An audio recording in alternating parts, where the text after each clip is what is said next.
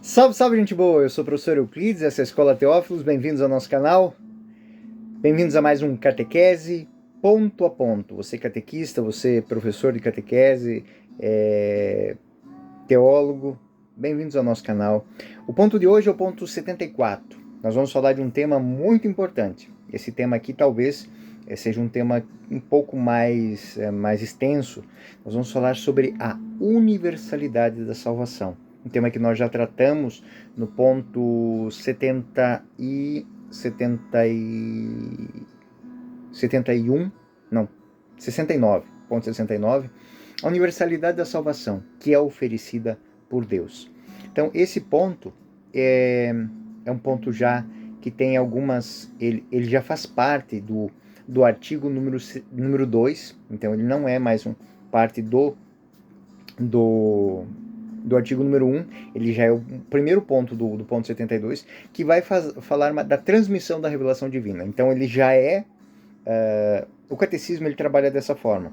Ele apresenta todos os pontos, depois ele vai ponto por ponto, ele vai trabalhando essas novas relações. Então, o artigo 1, ele expõe todos os pontos. Agora nós vamos falar, no artigo 2, ele vai pegar o primeiro ponto, que estava no 69, que é a transmissão da revelação divina. Então, ponto 74 diz o seguinte: Deus quer que todos os homens se salvem e cheguem ao conhecimento da verdade. 1 Timóteo 2,4 diz isso. Quer dizer que de Jesus Cristo, ou seja, o conhecimento da verdade é o conhecimento de Jesus Cristo. Por isso, é preciso que Cristo seja anunciado a todos os povos, a todos os homens, e que, assim, a revelação chegue aos confins do mundo. Deus dispôs amorosamente que permanecesse íntegro e fosse transmitido a todas as gerações tudo quanto tinha revelado para a salvação dos povos.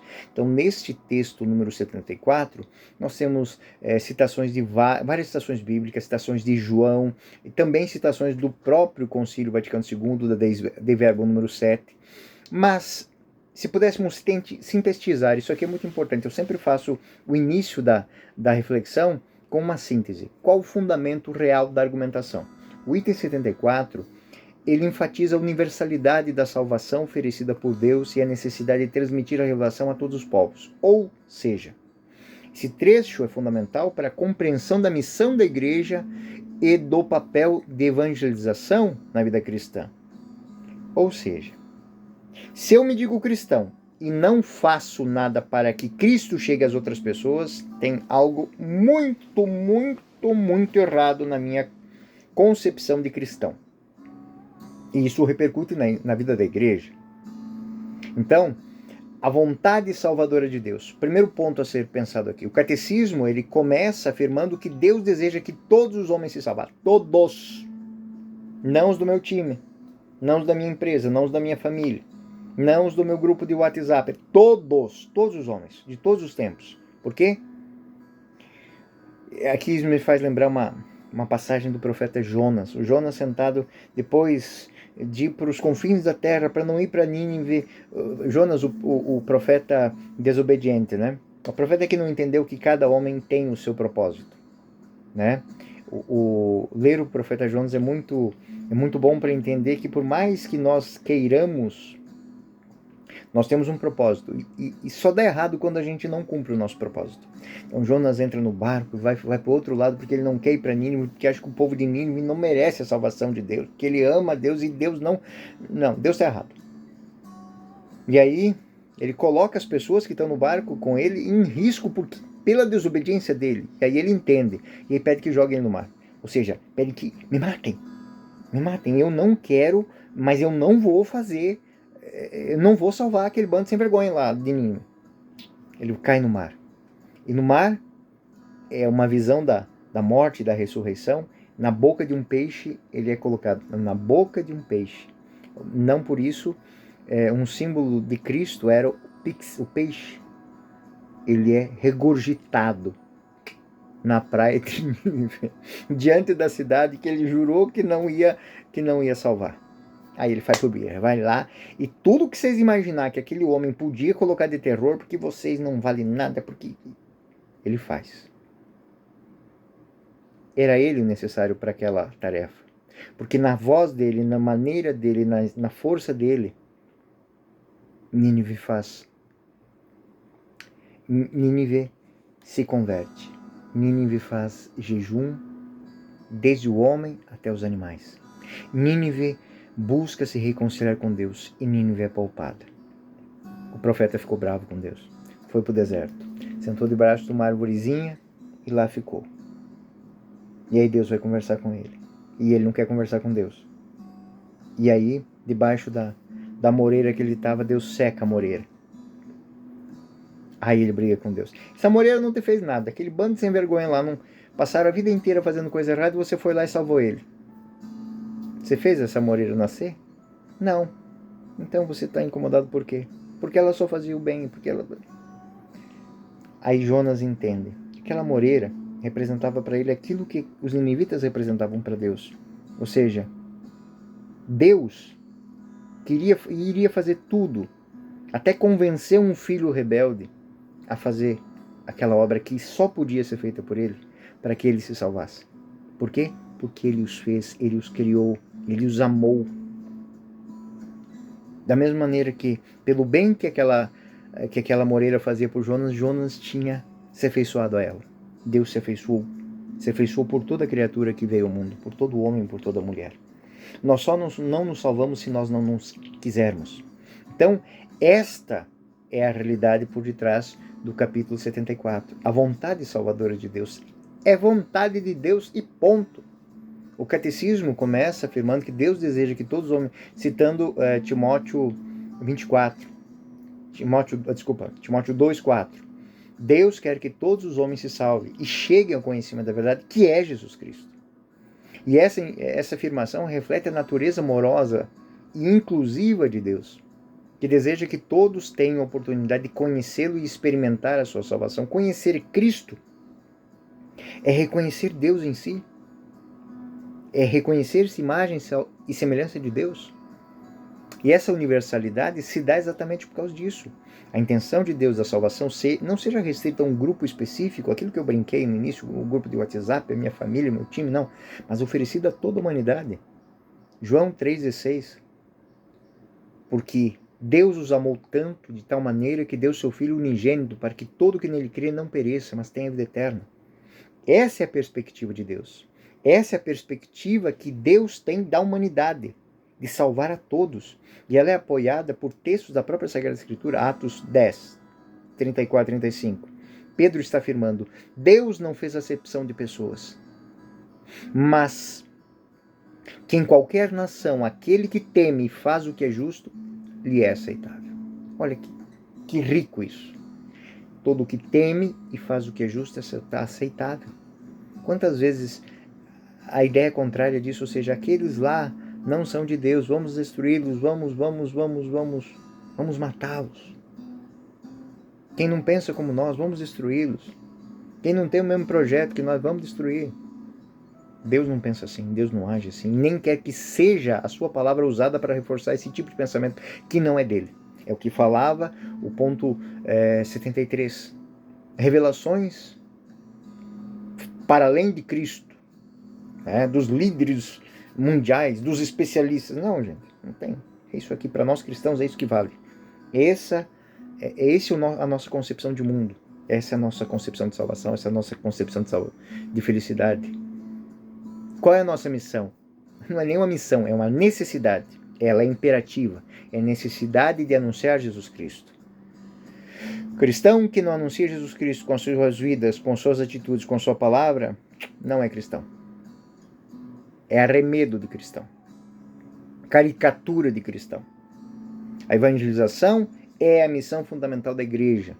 Se a minha igreja é uma fonte de ganho de dinheiro, não sou de Cristo. Se a minha igreja, se a minha comunidade é apenas uma patotinha que troca as ideias e usa para reforçar o outro nas coisas que muitas vezes não são nem cristãs, não é de Cristo. A evangelização é uma missão fundamental. Refletir o mandamento de Cristo, vivê-lo, rebuscá-lo e pregar o evangelho, não com palavras, mas com atitudes a todas as pessoas do mundo. Esse é o mandato missionário. Ide pelo mundo inteiro, fazer discípulos todas as nações, batizando em nome do Pai, do Filho e do Espírito Santo. É isso. Se você nunca fez isso na sua vida, se você não trabalhou nem corroborou para que uma pessoa derrame a água do batismo sobre ela, tem algo errado com a tua percepção de mundo e de ser cristão. Porque esse é o mandato que implica que a igreja deve ser ativa na divulgação da mensagem de Cristo. Amai-vos uns aos outros como eu vos amei. Fora isso, eu vim para que todos tenham vida. Deus quer que todos se salvem. Entende? Não é apenas uma opção, mas é uma responsabilidade. É uma responsabilidade como a responsabilidade de Noé, de salvar naquela arca todos os animais, para que a vida se perpetuasse. A revelação não é meramente uma série de verdades a serem acreditadas, debatidas, estudadas. Não, é um convite, é um relacionamento com Deus. Não dá para se comunicar com uma pessoa que eu amo através de carta. Não dá para se comunicar com uma pessoa que eu amo por uma telinha de computador. Não, eu tenho que estar presente na vida dela. Eu tenho que trocar afeto, eu tenho que trocar compromisso. É um relacionamento assim que Deus quer de nós. É a transmissão da revelação, é a missão de cada um. É uma questão vital, é a importância para a vida espiritual da igreja. A igreja que não evangeliza, uma igreja que não vai aos outros, não é igreja. O Concílio Vaticano II, na Dei Verbo, reafirma que essa transmissão da revelação é necessária para que o povo de Deus possa viver plenamente. Não é por causa dos outros, é por causa de nós. Se eu não falo para os outros, eu não amplio o rol de expansão da verdade. Então, vamos ser uma ilhazinha cercada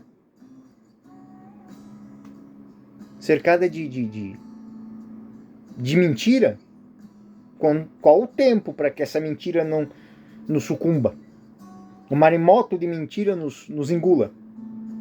Eu tinha uma catequista que gostava muito de contar histórias. Um dia ela me contou uma história muito interessante. Tinha um agricultor que era premiado todos os anos como o melhor produtor de milho. Ele ganhava o prêmio do milhão.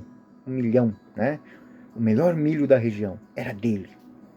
Engraçado, um dia foi lá um repórter para fazer uma entrevista desse senhor que ganhava, todos os anos ele ganhava aquele campeonato. E o mais interessante que no final foi premiado, e aí lá estava o milho, todo mundo em volta do milho, cada um com uma sacolinha. Ele achou interessante aquilo, se aproximou. Quando ele se aproximou, ele ficou olhando assim. Ele pegava um daqueles negócios de pegar cereal, pegava aquelas sementes e enchia os saquinhos dos seus vizinhos, das pessoas que estavam ali. Ele pegava sementes daquele milho premiado e entregava para as pessoas e tal. E só terminava quando todo mundo levasse para casa. Aí ele pegava as sementes. Rapaz, mas essa semente é semente premiada, ela vale milhões, ela vale dinheiro. Você está distribuindo aí para as pessoas assim? Você planta milho? Não. Logo se vê. Vou lhe ensinar uma coisa.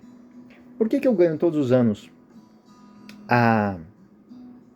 o campeonato de melhor milho? Vou lhe ensinar. Não basta eu plantar na minha terra, na minha propriedade, as melhores sementes. Porque as minhas melhores sementes vão estar aqui. Mas as abelhas, os insetos, os polinizadores, o vento, a chuva, a água, estão cercando a minha plantação. E se eu não cuidar todos os anos que as melhores sementes que eu colhi aqui estejam também na fazenda do Zé, da Maria, do Antônio, do Rubens, do João, ou seja, que a minha plantação esteja cercada de boas sementes, a minha semente boa, ela vai ser polinizada por semente ruim, semente de primeira, de segunda, de terceira, de quinta, de sexta, de sétima qualidade. E o meu milho deixará de ser o melhor milho. Todas as vezes que eu partilho as melhores sementes em volta, eu tenho certeza que na próxima colheita, o meu milho não só será o melhor, mas estará numa crescente, como está numa crescente os milharais da minha vizinhança. Essa é a lógica de quem planta e de quem espera que, com a graça de Deus, a colheita seja farta e abundante. Cara, é uma história muito boba, para quem não planta milho. Da mesma maneira que é uma história muito boba para quem não evangeliza, para quem não vive Jesus Cristo. Eu posso dar a melhor educação para o meu filho, para minha filha. Eu posso dar o melhor testemunho dentro da minha empresa. Mas enquanto eu não semear e não der os frutos da minha para essas pessoas, se eu pegar e se eu não cuidar que as outras pessoas também vivam aquilo que eu acredito, que elas, sim, vendo para mim, elas queiram melhorar a vida delas, então a minha filha, o meu filho, os meus amigos têm boas sementes de mim. As minhas boas sementes eles têm acesso, mas o pólen das sementes ruins continuam por aí. É o vento, é a chuva, são os insetos, vão trazer e vão polinizar as boas sementes que eu plantei. A transmissão da revelação a todas as gerações passa por essa história. O catecismo ele enfatiza que Deus dispôs amorosamente que tudo que havia de ser revelado e mantido íntegro fosse transmitido a todas as gerações. Boas sementes sendo passadas adiante. A gente critica que o mundo de hoje está meio assim, será que o erro não está aí?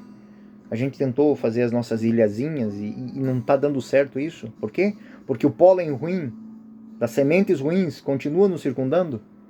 Porque a gente não invadiu com o nosso bem, com o nosso testemunho. Nós temos que invadir. Nós temos que invadir. Aquilo que dizia a música do Padre Zezinho, tornar-se cristão é tornar-se um perigo. A Dei Verbo número 7 enfatiza que a Sagrada Tradição e a Sagrada Escritura, tradição e escritura, entendem?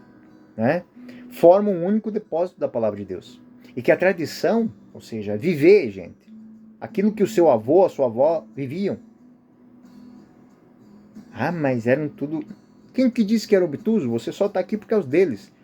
Imagine se lá atrás ele decidisse ser outra coisa. Você não estaria aqui. Mas você está decidindo isso pela próxima geração. E a próxima geração pode não vir a estar aí. A sua geração, a sua descendência, está morrendo em falácia. Por quê? Porque você achou que seu avô estava errado, seu bisavô estava errado. Fizeram coisas certas, fizeram coisas erradas? Não somos nós que vamos julgar isso. O fato é que nós temos que pegar de onde eles deixaram e levar para frente.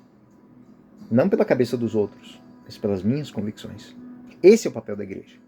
A igreja é chamada a ser guardiã e mensageira da revelação de Deus. O Concílio de Nicéia, lá em 787 depois de Cristo, enfatiza que a tradição é essencial para a fé cristã.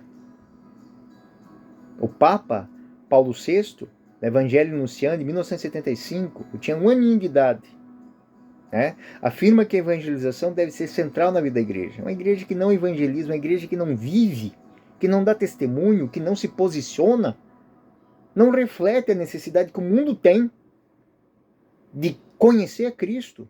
É nós dizendo que o mundo não precisa de nós. É nós dizendo que o mundo não precisa de Jesus Cristo.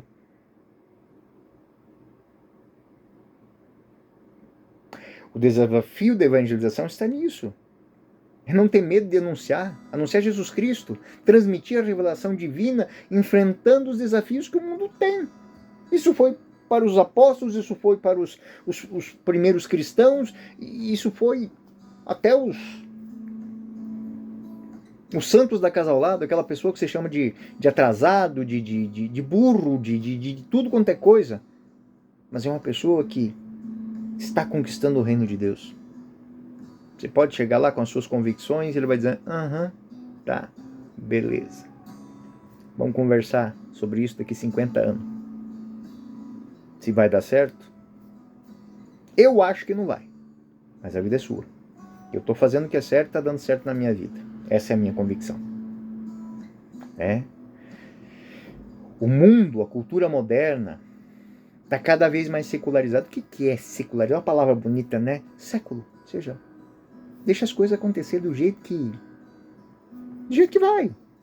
A igreja, ela deve encontrar maneiras de comunicar a mensagem de Jesus Cristo. Não é do jeito...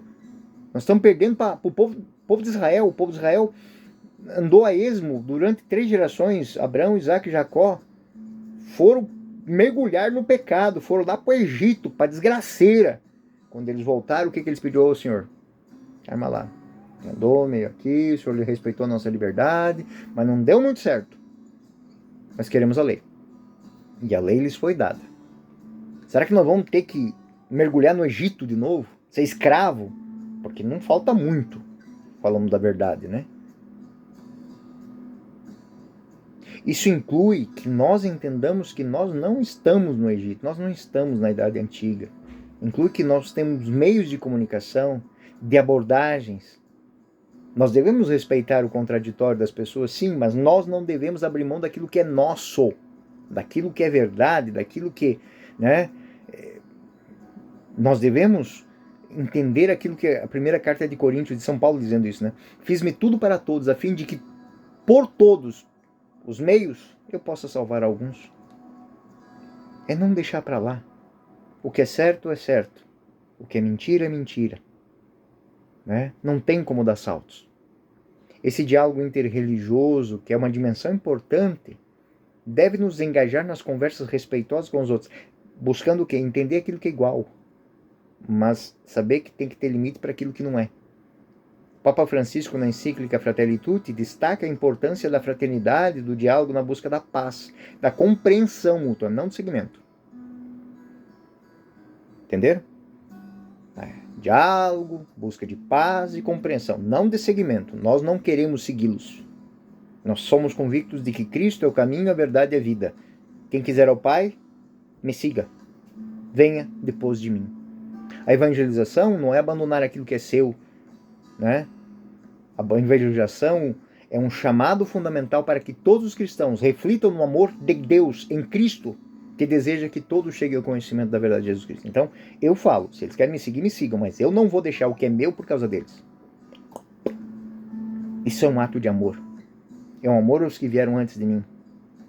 É um amor aos que deram sangue por mim, que derramaram, que fizeram aquilo que Jesus não existe maior prova de amor que dar a vida pelos seus. São retrógrados. São os meus. Respeito. Se a gente olhar nessa perspectiva, o ponto 74, ele mostra, ele expõe a importância da transmissão da revelação divina e da salvação fornecida a todos na humanidade. Essa sessão aqui, que vamos iniciar agora, o capítulo 2, é crucial para compreender a missão da igreja, a revelação do Evangelho. Seguir e ampliando as discussões, detalhando as ampliações teológicas das Escrituras, entender o que a igreja escreve para nós. Muito poucas pessoas leem os documentos da igreja, né? Os documentos da igreja são escritos por aqueles que são especialistas da nossa fé. São os nossos especialistas, são as pessoas, são os especialistas que a gente deve dar ouvido, segui-los. O indivíduo fala de batatinha, especialista em batatinha, está falando sobre abacaxi? Não, os nossos especialistas. Nós devemos ouvi-los primeiro, para ter argumento para depois ir ouvir os especialistas em batatinha, falando de abacaxi. Então, a vontade salvadora de Deus é que ninguém se perca. A universalidade da salvação. Então, se você vê aí nas nossas rodas alguém que acha que o nosso time tem que se salvar, o time dos outros não tem que salvar, tem alguma coisa de errado. Mas tem que se salvar a partir do quê? Do nosso caminho. Não da tortuosidade que vai impor do caminho dele no nosso caminho. Deus quer que todos os homens se salvem e cheguem ao conhecimento da verdade, da nossa verdade. Ah, mas ele tem a verdade dele, tá bom. Compare com a nossa e vê para onde é que cada uma leva. O que acontece muitas vezes é que a minha verdade está tão parecida com a verdade dele que ele acha que a minha está errada. É porque a minha não é a minha. Eu estou vivendo uma coisa que Jesus Cristo não disse, que a igreja não disse. É uma maneira que eu estou pregando. E aí ele não vai concordar com isso nunca. Por quê? Porque não tem um fundamento. O Papa João Paulo II, na encíclica Redemptorius Missio, a missão redentora, de 1990, enfatizou que a salvação é um dom universal. Existe a inclusão no Evangelho para todas as pessoas. Essa instrução reflete o desejo de Deus de que sua mensagem de amor alcance todos os povos, né? Mas para isso é necessário o quê? Anunciar, viver, refletir e transformar o mundo melhor ao meu redor. Então existe um mandato da evangelização e de pregar o evangelho a toda criatura. Marcos 16:5. É a tarefa clara da igreja, né? Tem Verbum Domini 2010 do Papa Bento fala muito bem disso. Quem gostar de ler, leia. É um show de clareza de um Papa. Proclamação do Evangelho deve ser uma resposta ao amor de Deus. Se Deus me ama, se Deus me perdoou, eu tenho que viver as mesmas coisas. Romanos 10, 14 e 15. Como, pois, invocarão aqueles que não creram? E como crerão naqueles a quem não ouviram? E como ouvirão, se não há quem pregue? Pergunta fácil para você. Como é que você vai mudar a sua vizinhança se você não fala de Deus? Como é que você vai mudar o seu ambiente de vida, de trabalho, de serviço, de educação, se você não dá um testemunho diferente do deles? Você é mais um no meio da robordosa? Essa é a passagem que destaca a necessidade da salvação de todos, inclusive eu. A transmissão da revelação às gerações. O que serão dos jovens da próxima geração?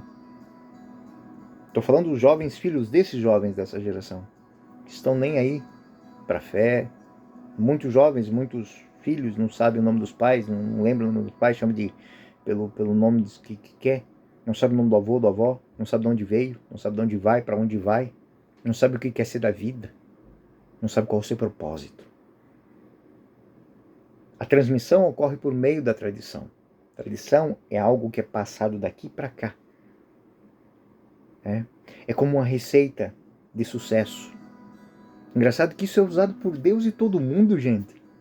E é esquecido por nós. Por que as pessoas compram uma Ferrari? Porque tem tradição de fazer carro bom.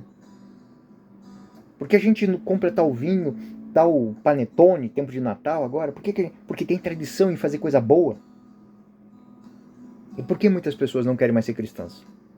Porque nós estamos perdendo a tradição. Tradição de fazer coisa boa. Parece muito simples o que eu disse agora. Mas reflitam nisso se não é verdade. E façam seus catequizandos refletir. Muitas coisas que eles criticam não é porque eles não acreditam, é porque eles não veem mais. A igreja é guardiã dessa revelação divina, respondendo e sendo responsável por perseverar na transmissão da fé. O Papa Francisco, no discurso aos jovens em 1913, fala que a igreja é uma casa de acolhida, não é um depósito de gente. Não é um depósito de traste, é uma casa de acolhida. Como toda casa de acolhida, ela pega, limpa, restaura e devolve ao mundo. É uma casa de acolhida. A ação da igreja na sociedade é o nosso desafio. Como falar ao mundo de hoje? Do jeito que eu estou falando aqui para vocês.